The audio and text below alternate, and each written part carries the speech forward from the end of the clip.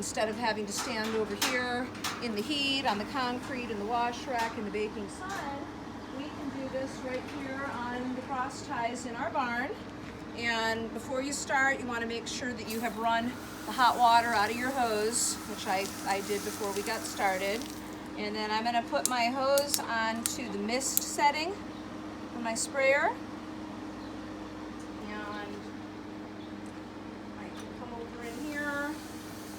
Obviously for safety, don't do this if you have a horse that doesn't stand in cross ties already and that doesn't, they don't like a hose.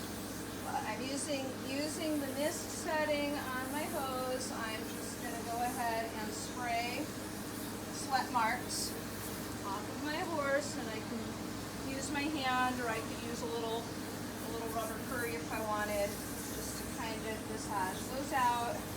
And then I'll also spray her chest and the veiny parts of her, the insides of her legs, just to give her a little cool down.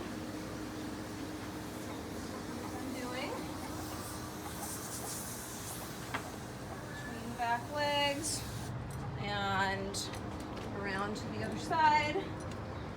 Same thing.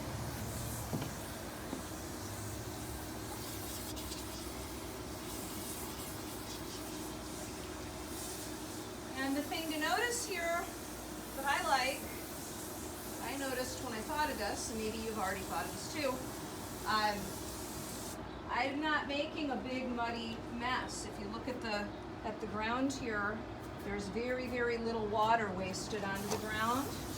So I'm not wasting water. My horse is getting the yucky sweat marks and grime rinsed out of her coat.